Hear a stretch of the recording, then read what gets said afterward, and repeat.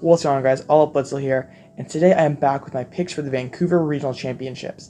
The Vancouver Regional Championships is this weekend, and while Canadian regionals are historically smaller than North American regionals, it's still going to be a very well-attended event, so I figured I might as well put out my picks for the event.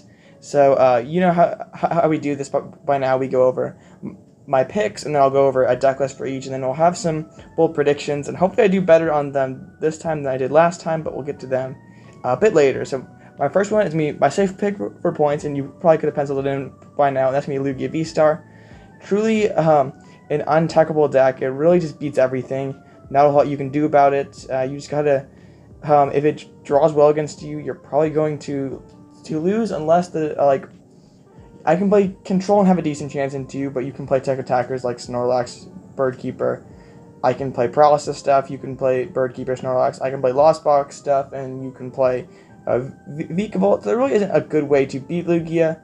It's just that did I tuck correctly with Lugia, so I'm gonna keep jamming Lugia in that top spot until rotation. I have a couple of solid picks with upside, and that's Mew, and this is specifically that Dreepy version, which I feel like has a pretty solid chance into Lugia, as long as they're not playing Bird Keeper, but more on that in a moment. And then Palkia V-Star is, I think, solidly positioned.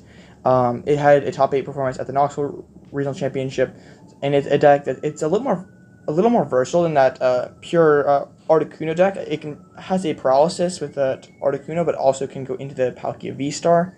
And then lastly, control tier shrug, where I just put control because I like the deck and I think it's good, but no one really else seems to play it or go deep in the tournament with it.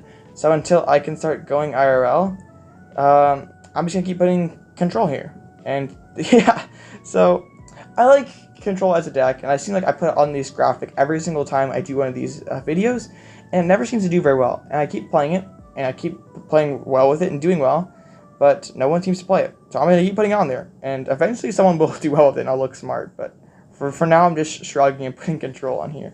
This is my take on Lugia V-Star. I'm taking that Vikavolt Lugia list that did well at the Pokémon Regional Championships, and I just took out the Collapse Stadium and added another Marnie.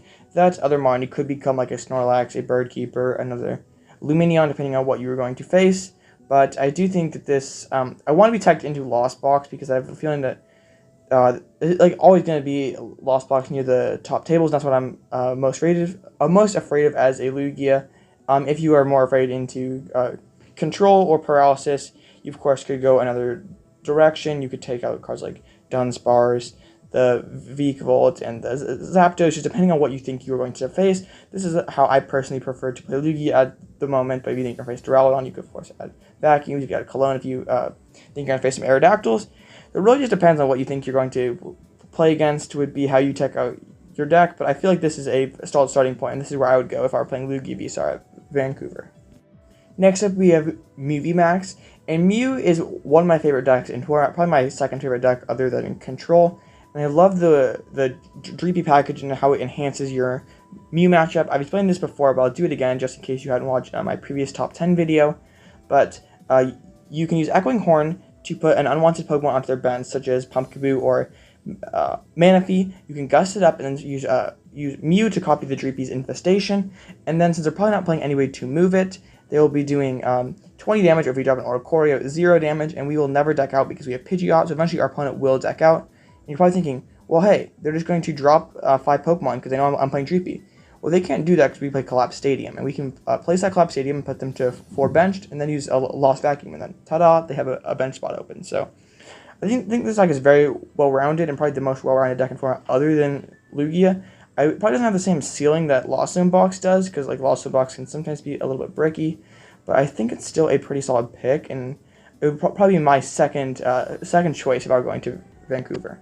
And then we have Palkia V-Star. Palkia V-Star is a very solid toolbox style deck with several different attackers for different matchups, but all revolves around Palkia V-Star. That powerful subspace swell attack is still going to be good into most matchups, but it does have to have a little help nowadays to get through other more tricky matchups.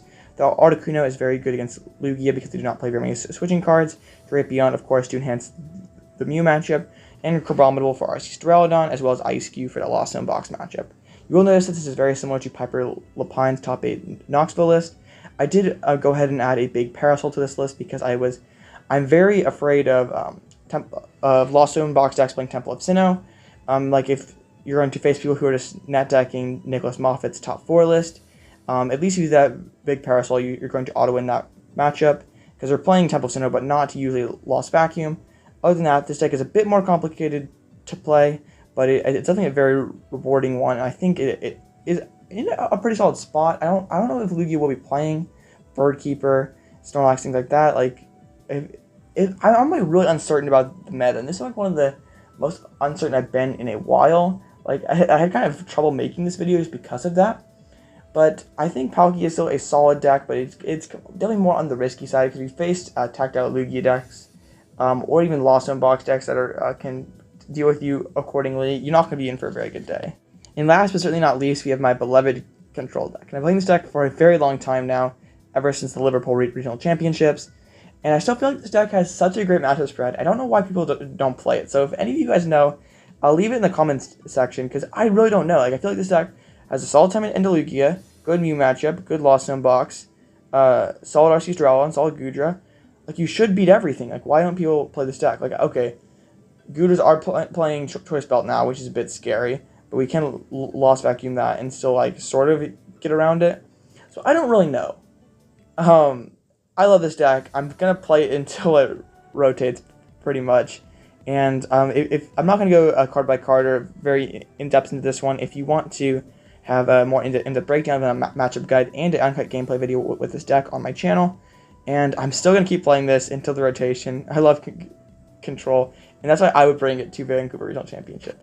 And finally, the moment we've all been waiting for. Well, maybe not, but it's time for my Vancouver bold predictions. And these are going to be some pretty vanilla bold predictions. I feel like this format's pretty played out by now. I don't think there's too much optimization left to be done.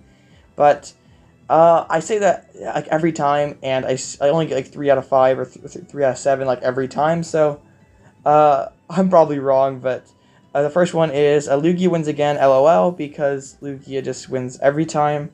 Lugia's the best deck. It's hard to beat it. It's so good. I can't really advise you not to play it because unless you don't want to play mirror matches all day. That's the only reason not to, and then you still should play it anyway.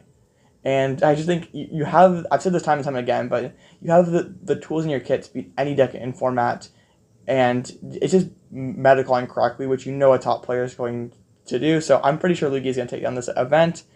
I'm confident in Mew GP. I feel like it is one of the few decks that actually has a concrete game plan into Lugia. I know Lugia can play Bird Keeper or just play carefully and not drop a Pumpkaboo in Manaphy, but like Mew is still a powerful attacker, so you can't just like completely go slow and play too carefully because Mew will punish you. So I think the deck is very strong. I think there will be one in top 8, but I don't know how much further it will go. But I do think it's a very strong play, and if I were going to the event, it would be one of my top picks. I do think a Palkia will might cut because it is another deck that has an okay game plan into Lugia. We've seen it with like Ian Robb, with Piper Lapine. They get to that first the top 8, but they can't really make it too much deeper. Like your Lost Vacuum matchup is kind of shaky just because you're not the best into Dragonite builds. You're not you have options for sure, and you're also not like if you're playing Temple of Sinnoh, you really have no game plan unless you're playing Parasol. This is another one I've been screaming for a while. Best Lost Zone box will be a Kyogre build.